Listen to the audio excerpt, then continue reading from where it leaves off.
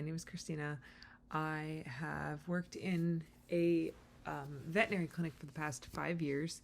Back in January of 2021, I went and got my Pfizer vaccine. I got the first one towards the beginning of January as part of the first wave of vaccinated individuals in Oregon. And then the beginning of February, I believe it was, or the very end of January, I believe there was a 3-week spread at that point in December. So my practice actually ended up closing down in October. My boss had to take a different job, and I came down to see my parents in Florida.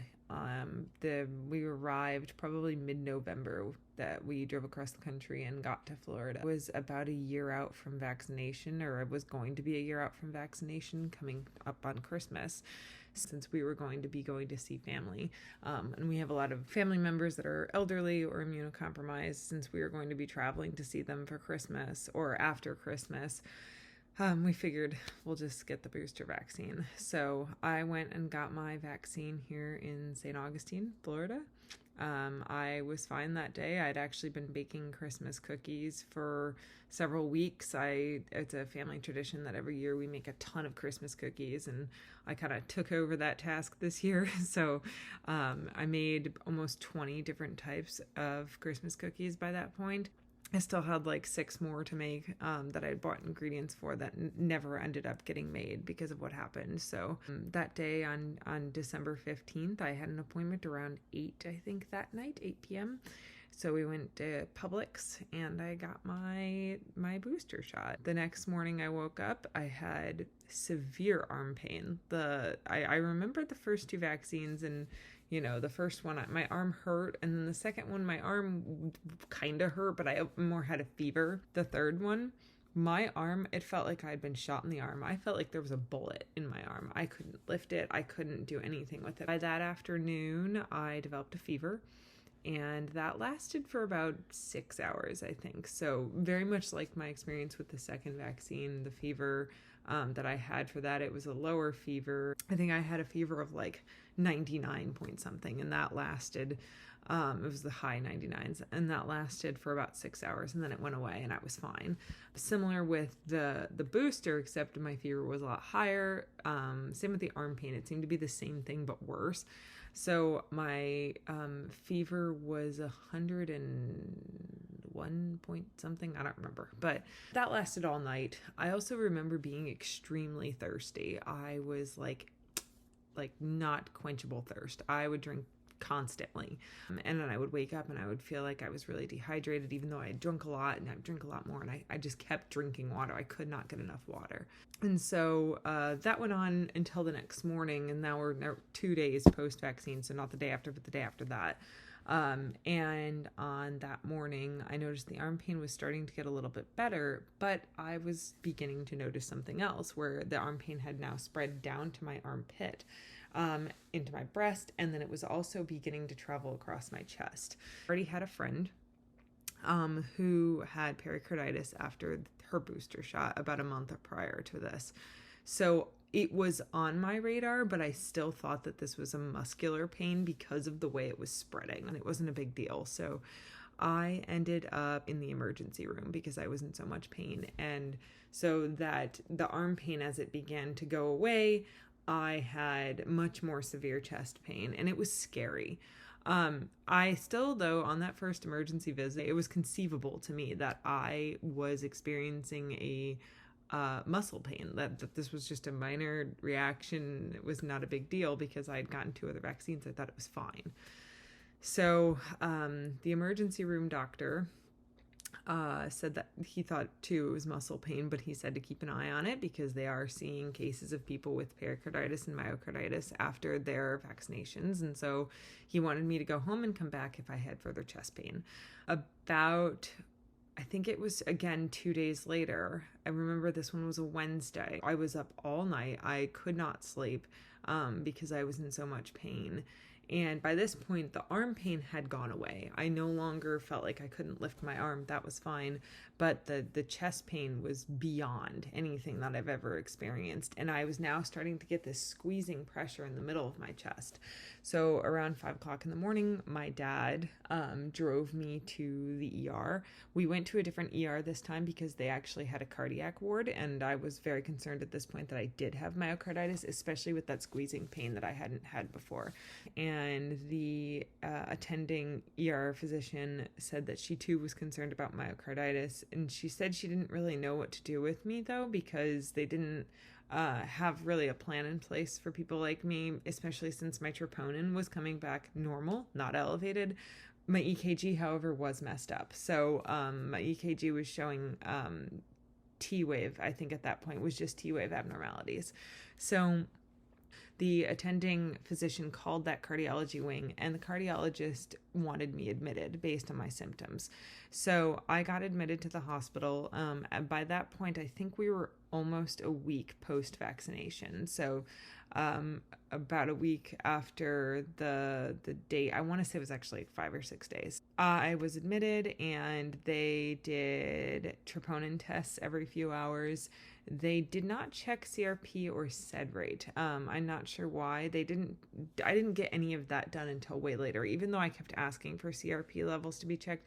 Because, of course, during all of this, I'm Googling what's happening to me because I'm freaked out as all hell. I've never experienced anything like this. They kept me on a heart monitor all night, and everything looked good. I felt awful, though. I mean, I had this squeezing pressure here.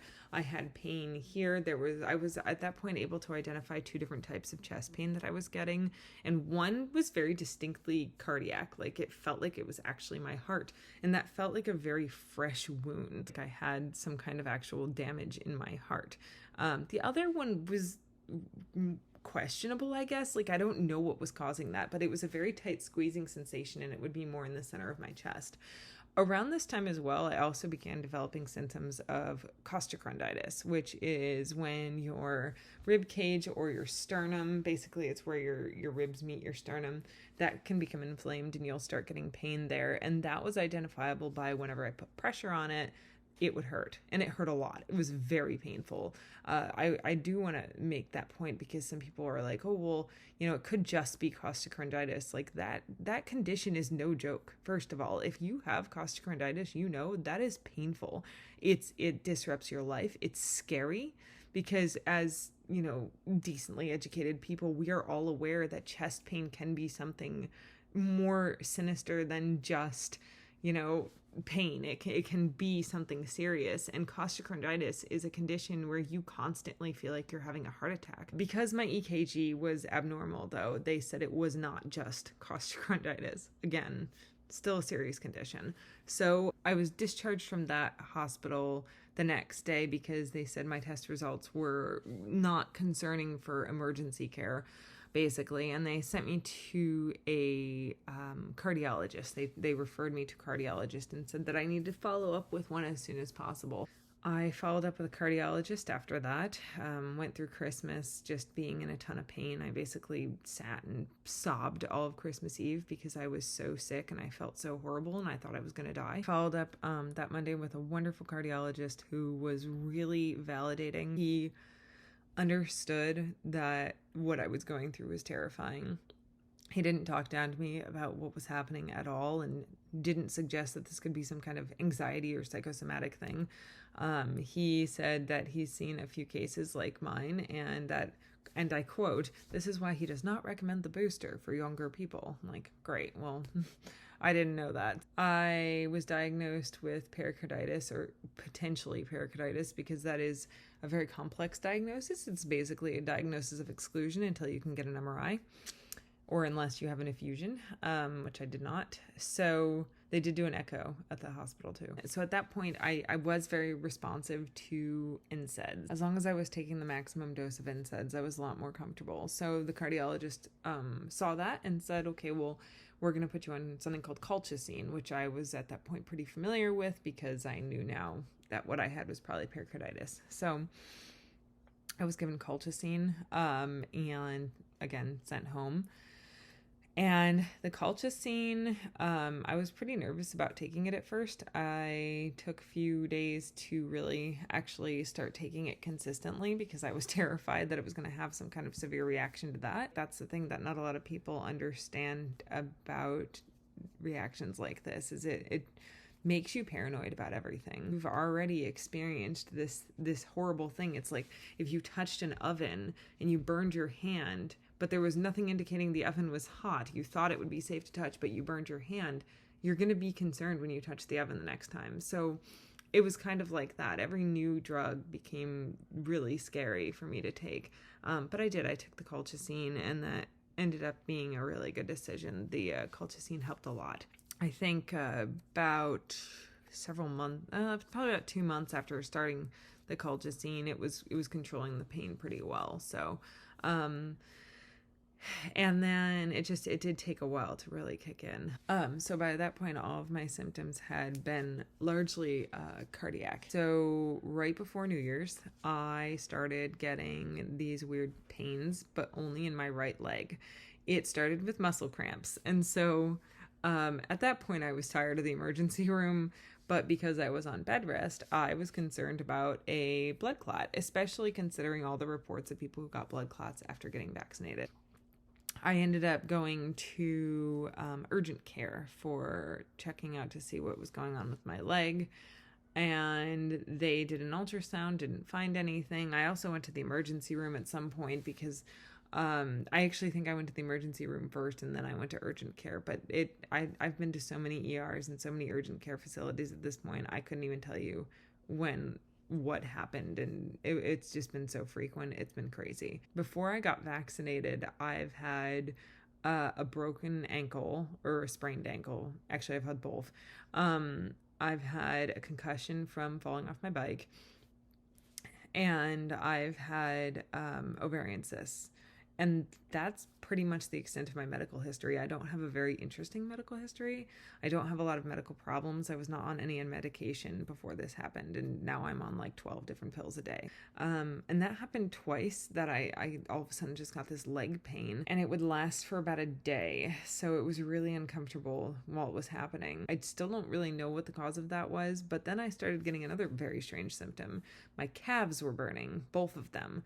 And though the leg pain, like the very specific cramping, I guess neurological pain, was in my right leg, the burning calves happened in both legs. And that was excruciating. It got to the point where I was laying on my parents' couch just absolutely sobbing because I was in so much pain from this burning feeling that was happening in my calves. It is like nothing I have ever experienced in my entire life. I don't know what that was. By this point, I had found the support groups that were on Facebook. And actually, I started on Reddit. My first post was on Reddit, like, what the hell is happening to me? And someone posted a quarantine subreddit called, I think it's like vaccine reactions or vaccine side effects or something like that. It was a holy crap moment. I'm not alone here. There's all these other people out there experiencing exactly what I'm going through. I ended up talking to those people for a while until I found a group on Facebook. And the Facebook groups are hard to find. Kind of hide incognito until Facebook shuts them down because Facebook is a lot more censored. But I found one group in particular, and everyone was amazing. I found the most receptive, amazing community of people who are so supportive and so loving, and I am so grateful to them because I'm pretty sure that they are the only reason that I made it this far through this thing. I on the bad days, I would just go and vent and cry to everyone and just say, listen, I don't know how I'm going to get through this. And people were so kind and so understanding. And to realize that it's not just you, that you're not the only one going through this, that you're not crazy and you're not, you haven't made all this up. You're not doing this on purpose. I wanted to live my life. I had so many things that I was supposed to be doing at this point. My fiance and I just bought a van that we were going to start living in. We had lived in a car for over a year to save up for it. And then I just started a new job that I drove across the country to get. Meeting those people changed my life at that point. It was the best experience that I could have hoped for. I don't know if I should just list all of the symptoms that I experienced here. I had tinnitus, or tinnitus, I guess it's pronounced, but I've always read it as tinnitus because we're just going to call that an accent thing. I had tinnitus that it was very mild for me, but for some people it's a lot worse. I was very lucky in that regard.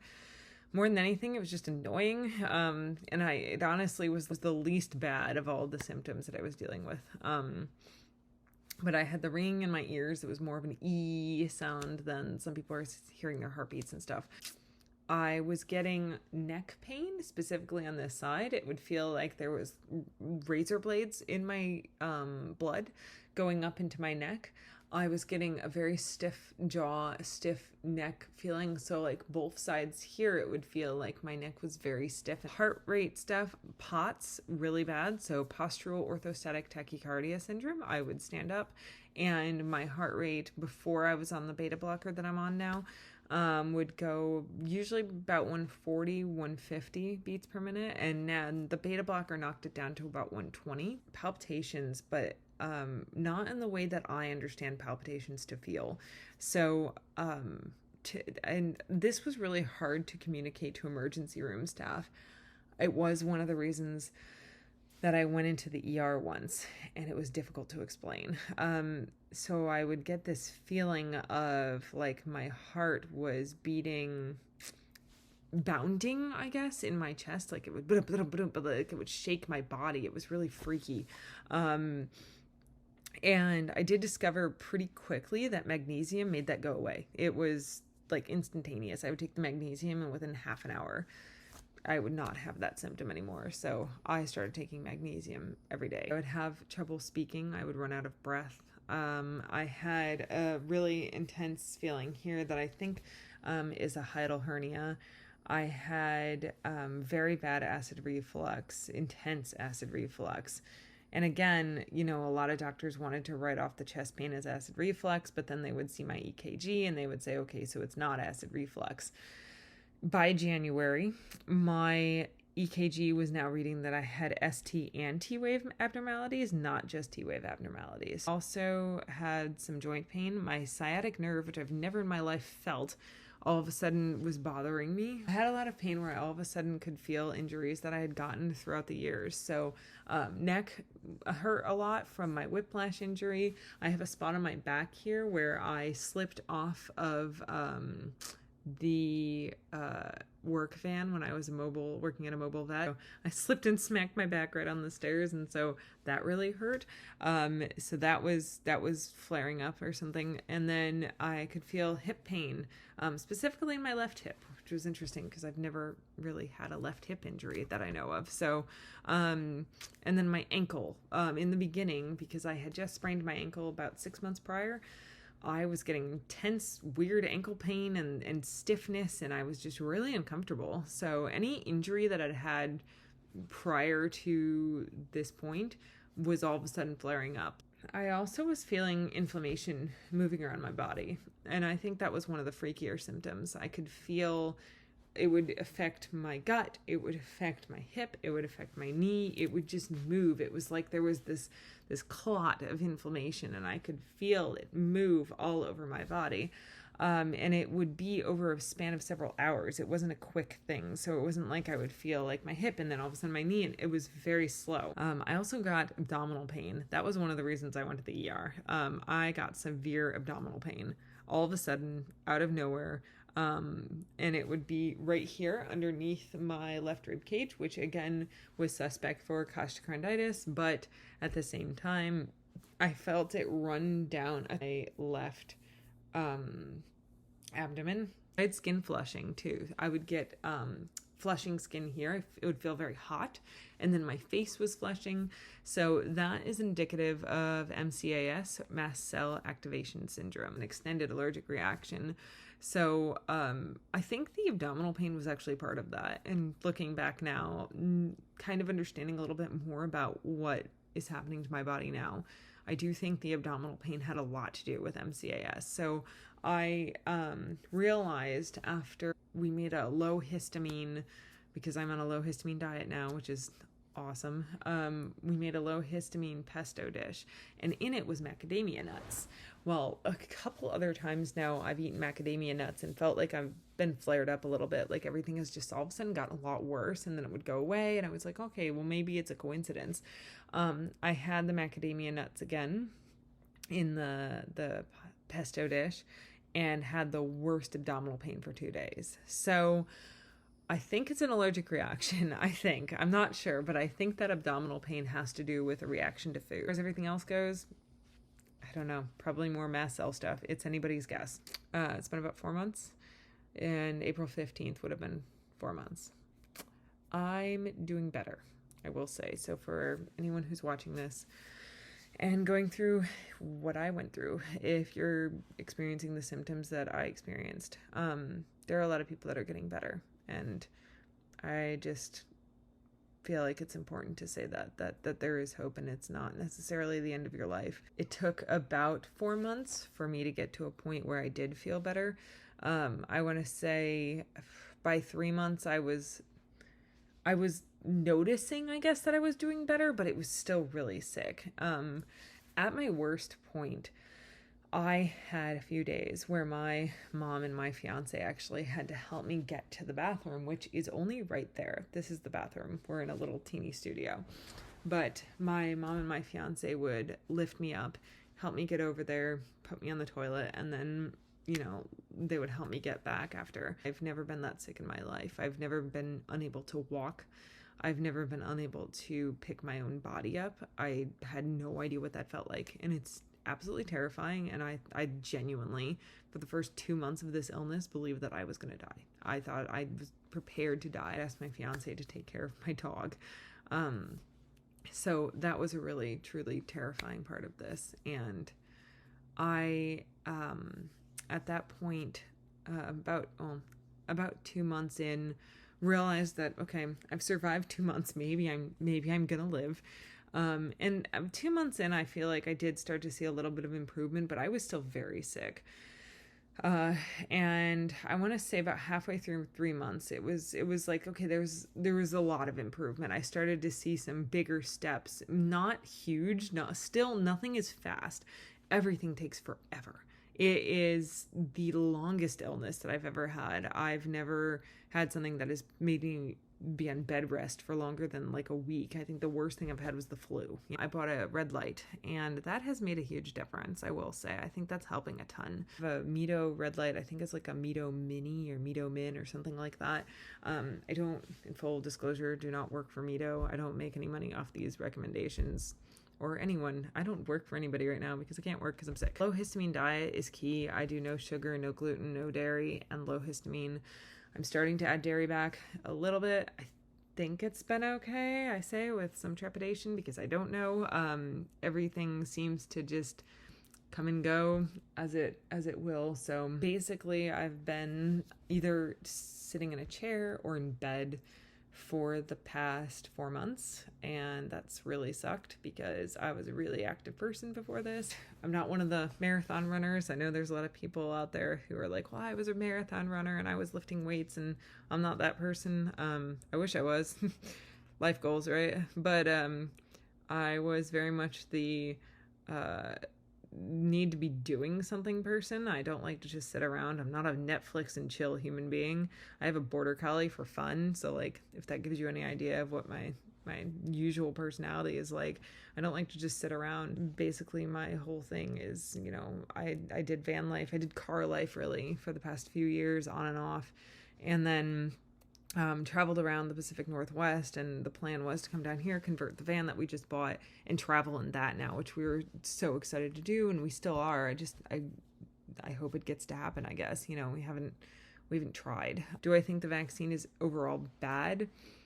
No, but I'm also not going to tell my friends to get it. I think it's everyone's choice to get it. I don't think we should be forcing anyone to get it. I think that ends up, I feel like this becomes very political, and it's really hard not to get political.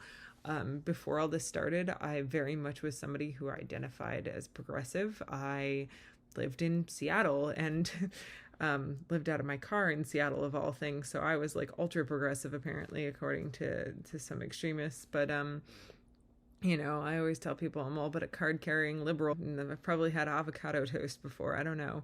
I'm very much a millennial, but I have pronouns posted in my Twitter profile, which everybody yells at me for, but I'm okay with it. So just because I had this happen to me does not mean that I have changed my opinion on that. But it's very much a thing where you do realize that the political ideologies that you thought were really important are actually not important. They're not even accurate, and that's why I say they're not important. They don't describe the nuances of people that might follow one or the other. So and I probably should have realized that before this happened to me, and I kind of feel stupid that it took this happening to me for me to understand. But at the end of the day, I am glad that I learned this lesson, even though I do kind of wonder about long-term effects, whether or not this is going to affect my life in the long term. I am concerned about cancer, not just from the vaccine, but also because I've had 6 CT scans trying to figure out what was wrong with me, which in hindsight was dumb because none of them found anything, but what can you do? I had one incident where I was at the emergency room and my O2 dropped down to 70, and they were very concerned, and they had to do a CT scan to make sure I didn't have a pulmonary embolism. It was fine after the fact, but what do you do? Do you reject that? Do you refuse that? I don't know. So I am concerned about that, but at the end of the day, there's nothing I can do about it, and I can't go back in time and not take the vaccine, and I can't, take away all the radiation from the CT scans. I can't protect my liver from the colchicine that I'm taking twice a day now that's already affected my liver enzymes. So there's very little that I can do to change this. I just, make the best decisions going forward, eat as healthy as I can, live my life as best I can, and hope for the best. As far as why I'm making this video, because I feel like there is a lot of people out there who've already told their stories, and that's great. I feel like we need more of that. I genuinely do. I wish more people were talking about this. And the reason why I wish more people were talking about this is every time that I say anything anywhere in a public forum, I get immediately accused of being an anti-vaxxer. Oh, you must not believe in vaccines, or you're lying, or that couldn't possibly have happened to you. That couldn't be true. There's no way. Trust me. I don't even know how to counter that. I have no idea how I can prove to these people that this actually happened to me, other than just have the friends that have watched me go through this for 4 months back me up, and some of them are amazing. I will say I've learned I have learned who my friends are in all of this, and you do. I mean, if you want to find out who's your friend and who is worth your time, develop a chronic illness. Because, I'm not recommending it because it sucks, but you find out real fast who's there for you and who isn't, especially a controversial one like this one. I had my fair share of friends who were telling me that this couldn't possibly be what had happened to me, and this was very obviously, I got COVID and it was asymptomatic, and how could I even suggest that it was the vaccine? And I'm sitting there like, well, I'm just describing what I experienced. 2 days after the vaccine, arm pain has spread from my arm to my chest. Obviously, there's some kind of correlation there. But I dealt with a lot of that. I do feel like more people need to talk about it. I feel like we need to be louder, ideally, and get our voices out there. If not for ourselves, then for the people who are dealing with symptoms that are not going away. Thus far, I've been extremely lucky to only have cardiac issues and some minor nerve pain. There are people who are over a year out who have just developed new symptoms. I had someone post in the group who's just diagnosed with cancer following her vaccination, and now she was a trial participant. And I feel like that's a really difficult line to cross when you talk about things, because then everyone assumes that the vaccine caused cancer. and or they assume that the vaccine doesn't cause cancer, or everyone makes their own assumptions based on that statement. We're not researchers.